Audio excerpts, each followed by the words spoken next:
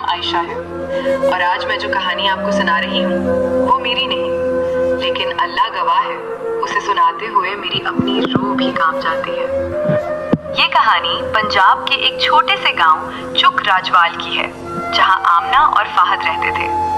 दोनों एक दूसरे को बचपन से जानते थे, एक ही खेतों में भागते, एक ही दरख्त के नीचे बैठते, एक ही राहों पर स्कूल जाते, और पता भी ना चला कि मासूम दोस्ती कब खामोश सी मोहब्बत में बदल गई। आमना कहती थी कि फाहद की हंसी में एक जादू था, और फाहद कहता था कि आमना की आंखें उसकी दुनिया थी। लेकिन मोहब्बत हमेशा उन गांव की तंग गलियों में आसान नहीं होती, जहां लोग दूसरों के दिलों से ज्यादा उनकी इज्जत का ख्याल करते हैं, और मोहब्बत अक्सर बदनामी कहकर कत्ल कर दी जाती है। एक दिन फाहद ने आमना को बताया कि उसके घर वाले उसकी शादी शहर में रहने वाली अपनी चची की बेटी से करना चाहते हैं। आमना का चेहरा जैसे पत्थर का हो गया। उसने रोते हुए कहा, अगर तुमने मुझे छोड़ दिया तो मैं जिंदा नहीं रह सकूंगी। फाहद ने कसम खाकर कहा कि वो आखिरी सांस तक उसका रहेगा।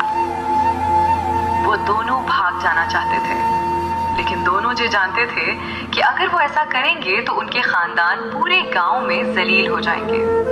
लिहाजा उन्होंने फैसला किया कि वो घर वालों को मनाने की कोशिश करेंगे, लेकिन किस्मत उन पर मेहरबान नहीं थी। एक रात आमना के भाई ने उसे मोबाइल पर फाहद के मैसेज पढ़ते देख लिया, और अगली सुबह गांव में एक आग सी फैल गई। आमना बदचलन है, फाहद जादू करके उसे फंसा रहा था।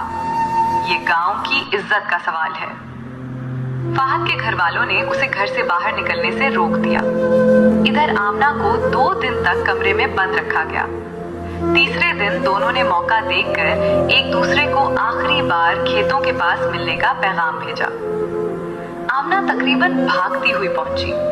फाहद पहले से वहां खड़ा कांप रहा था। आमना ने उसके हाथ पकड़े और कहा, हमें कहीं दूर चले जाना चाहिए। लेकिन वो दोनों शायद बहुत देर कर चुके थे। गांव के कुछ लोग पहले ही उनके पीछे पहुंच चुके थे। चीखें, शोर, गालियां, और फिर सब खत्म हो गया। फाहद को एक ही वॉर में जमीन पर गिरा दिया गया। आमना ने उसके ऊपर गिरकर उसे बचाने की कोशिश की, लेकिन उसकी सांसें भी चंद लम्हों में छीन ली गईं। गांव वालों ने उसे गैरत का नाम दिया, लेकिन मेरे नज़दीक ये सिर्फ जुल्म का दूसरा लफ्ज़ है।